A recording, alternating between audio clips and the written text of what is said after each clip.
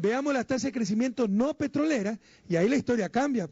Excepto este periodo de crisis, ustedes se podrán dar cuenta que las tasas de crecimiento en nuestro gobierno han sido no solo superiores, bastante superiores a las de periodos pasados. Esa es la realidad, pero hay manipulación, hay mala fe o hay incompetencia. Contabilizar la crisis del 2009, no decir, bueno, el 2009 fue una época de crisis mundial, es por decirlo menos, decir verdades a medias, por decirlo menos, ¿verdad? Sin esa crisis, el sector no petrolero, que es el que responde a las políticas económicas, comparado a la época de Gutiérrez sobre todo, no solo que es superior, le hace un paseo, duela a quien le duela, compañero. Y nosotros no hemos tenido que someternos a los fondos monetarios, Banco Mundial ni a los banqueros. Esto lo hemos hecho con una política soberana y digna en función del pueblo ecuatoriano. Hasta la victoria siempre. No se dejen engañar. Ustedes recuerden, ¿no? Es por decir lo menos una verdad a medias, sacar el promedio de crecimiento en nuestro periodo sin contabilizar, sin excluir un caso atípico, un año atípico como el 2009, que fue año de crisis económica. Es como la larga y triste noche neoliberal. Contemos el 99 pues, para ver si crecimos, ¿verdad? Porque el 99 con tremenda crisis decrecimos más del 6%. ¿Por qué no hace eso Posito, no? Porque es lo mismo que está haciendo con nuestro gobierno.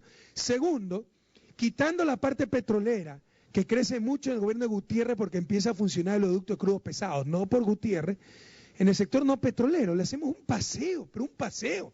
Y es el que genera empleo, es el que responde a las políticas económicas del gobierno, etcétera. Así que aprendamos a hacer análisis económico para no dejarnos engañar de lo mismo de siempre. Veamos qué más dijo Mauricio. No hay cómo separarle al Ecuador entre el Ecuador con petróleo y sin petróleo. El ejercicio de la economía no petrolera y petrolera, que es un ejercicio, yo diría, de pizarra del Banco Central, es separar la actividad petrolera y quitarle del resto de actividades y ver cómo crece. Pero eso es como pensar que el petróleo no colabora y no tiene encadenamiento con las otras actividades. El petróleo trae divisas, trae liquidez, eso ingresa a la economía y sirve para financiar otras actividades. Falso.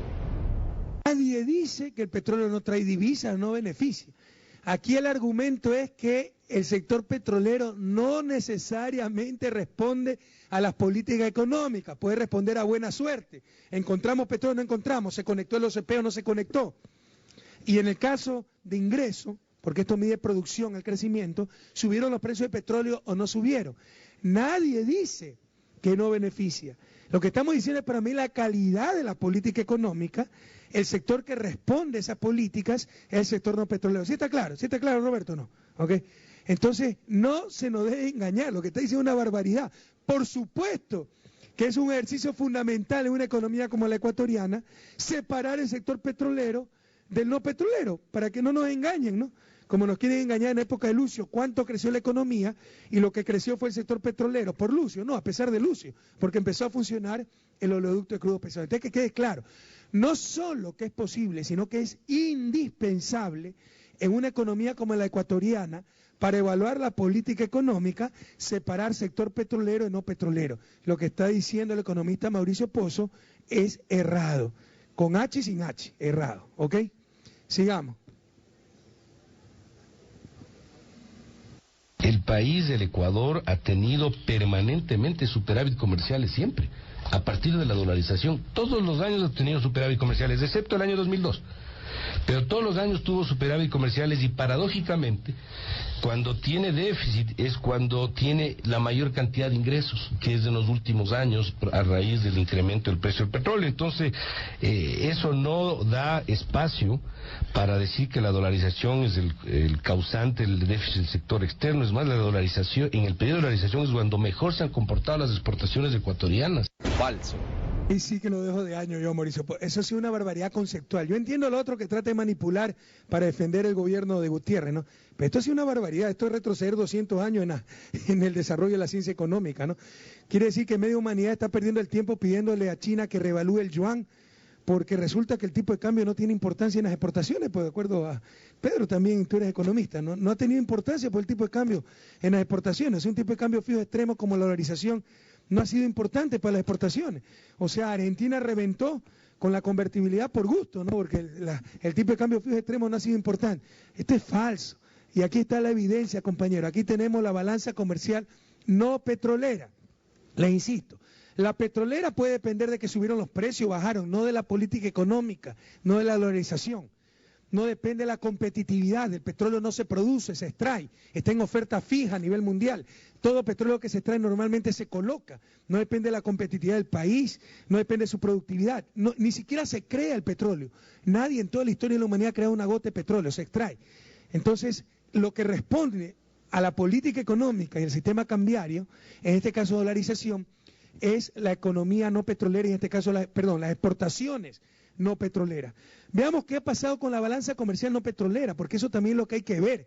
Si yo firmo un tratado de comercio con Estados Unidos, probablemente aumenten 10, 20% mis exportaciones, pero a la final de las importaciones con ese país aumentaron 80%, pues.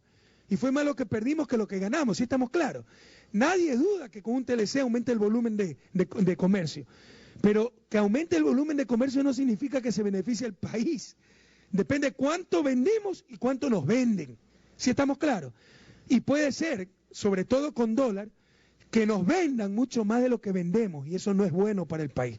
Esa relación, cuánto vendemos menos cuánto compramos, lo que se llama la balanza comercial. Y en este caso la balanza comercial no petrolera, sin petróleo. Veamos qué ha pasado en dolarización y si es cierto lo que nos dice el economista Mauricio Pozo. Pongan en pantalla. Esta es la balanza comercial no petrolera. No desde nuestro gobierno, desde que está la dolarización, pues. Fíjense, es un desastre, es una tendencia permanente. A medida que crece la economía se deteriora esto. ¿Por qué? Porque para crecer la economía no se requiere importar también maquinarias, equipos, etcétera, y nos impide ser más competitivos. Este es el mayor desafío de la economía ecuatoriana. Pero lo que dice el economista Pozo es mentira, es una barbaridad conceptual, técnica. Por supuesto que el tipo de cambio afecta a las exportaciones y el tipo de cambio fijo extremo, que significa la dolarización, nos ha hecho pedazos la balanza comercial no petrolera. Aquí está la estadística. Entonces, ¿qué vienen los genios, no? A decir, bueno, pero el problema es el gasto público. Por supuesto, porque si yo debo gastar menos, a las finales esto se vuelve menos negativo. ¿Pero a qué costo, pues? Si eso es lo importante. Costo versus beneficio. O sea, por supuesto que si me corto la cabeza yo no voy a tener que gastar en sombreros, ¿verdad? ¿Pero a qué costo, pues? Todo en economía es costo versus beneficio. La política económica siempre tiene costos y beneficios. Si no, no fuera política, si no, no habría que tomar decisiones. Fuera algo puramente técnico, ¿verdad? Pero al ser político hay costos, beneficios, hay beneficiados, perjudicados, y ustedes tienen que tomar decisiones técnicas y políticas al respecto. Entonces, yo puedo utilizar el mecanismo ortodoxo, reducir el gasto público. ¿Pero a qué costo? ¿Quedarnos sin carretera? ¿Quedarnos sin medicina en los hospitales? ¿Sin libros en los colegios? ¿Disminuyendo el salario a los policías, a los militares? ¿A qué costo? Y por supuesto, pues una perogrullada decir que si gastamos menos, el gobierno, la gente tiene menos liquidez, se va a importar menos y mejora el sector externo. ¿Pero a qué costo? Son simplismos, es muestra de elementarismo económico. Lo que le está diciendo Mauricio Pozo, se lo voy a explicar. Póngame en una pantalla en blanco, por favor. Esto es importante, ¿no? El PIB, la medida más importante en economía, muy cuestionada, pero más importante el Producto Interno Bruto, que básicamente es cuánto se produce en un país. Producto Interno Bruto, lo que se produce en términos monetarios al interior de una economía en un periodo determinado, ¿verdad? Esto con ciertos ajustes contables, para eso podemos llamar a economista Pozo, al observatorio fiscal, para esos ajustes contables, ¿no? Lo importante son los conceptos económicos. Lo puedo asimilar al ingreso nacional. Lo que ganan los ecuatorianos, lo que producimos es lo que ganamos. Hay algunos ajustes contables, transferencias al exterior, etcétera, pero son detalles contables que no nos afectan la parte conceptual. E incluso, ya analogándolo un poquito más, podemos decir que esto es similar al ingreso disponible. Bueno, pongámosle que es el ingreso nacional, cortemos aquí nomás, ok, ingreso nacional. Sí, traemos con ingreso nacional. Es decir, PIB, ingreso nacional. Este ingreso nacional lo podemos medir por el enfoque gasto. ¿A qué se destinó este ingreso? Consumo una parte, perdón, ya la falta de práctica, ¿no? Pongámoslo más acá, el igual. consumimos una parte, ¿ya? Otra parte invertimos y otra parte consumió al exterior, las exportaciones. Ya, eso es consumo de extranjeros de nuestros bienes, llamémosle eso X, ¿verdad? Pero lo que consumimos no solo producido nacionalmente, yo puedo consumir galletas importadas. Entonces la oferta total de bienes que hay es lo producido nacionalmente, el ingreso nacional, no me está cuadrando bien el más M, pongámosle, que son las importaciones. No me está escribiendo bien, qué lástima la pantalla. Ingreso más M. Por otro lado, lo que reciben de ingreso las familias ecuatorianas puede ser destinado a consumir, una parte no quiero consumir sino que ahorro, eso es saving en inglés ese, y otra parte pago impuestos, taxes, en un modelo muy simplificado, si estamos claros. Igualando estas dos cosas, despejando Y, igualando uno de dos vamos a tener, ¿ya? Que consumo más ahorro, más taxes, más impuestos. Si le estoy dando una clase de economía, pero tal vez la clase más importante es macroeconomía, ¿verdad? Consumo más inversión, más exportaciones, menos importaciones, o también se llama eso exportaciones netas. Revisen en su casa y verán que ordenando sale eso.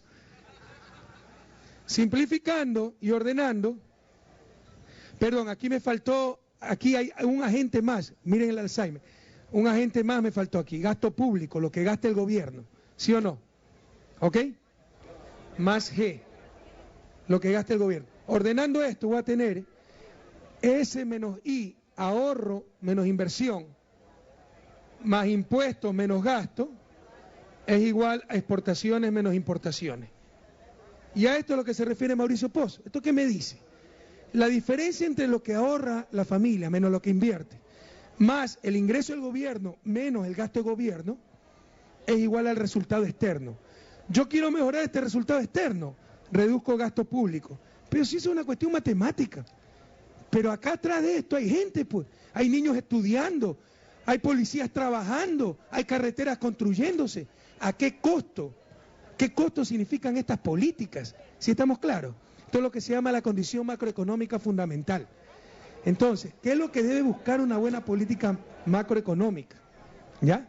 Lograr este equilibrio, pero a los mayores niveles de ingreso. Yo puedo lograr este equilibrio en un cementerio. 0 va a ser igual a 0, ¿sí o no? Pero eso significa que di bienestar, no di bienestar. ¿Sí estamos claros? Entonces, a esto es lo que se refieren los genios que repiten a cada rato.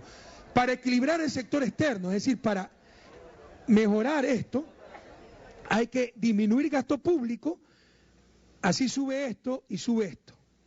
¿Pero a qué costo, pues, señores? Hay que disminuir inversión privada, ¿pero a qué costo, pues? Por el contrario, yo puedo en un momento dado tener esto negativo de los dos lados. Tener déficit público, tener déficit privado, tener déficit externo, eso significa que el país se está endeudando, pero el país está creciendo y luego con mayor ingreso va a tener mayor capacidad de ahorro y va a equilibrarse esto nuevamente. Entonces la política económica es mucho más compleja que los simplismos de que para mejorar el sector externo disminuyamos gasto público. ¿A qué costo? El ejemplo más sencillo. Si más tarde todo Ecuador es un cementerio, les aseguro que no vamos a tener déficit externo, pero vamos a estar más felices los ecuatorianos. No, tan sencillo como esto.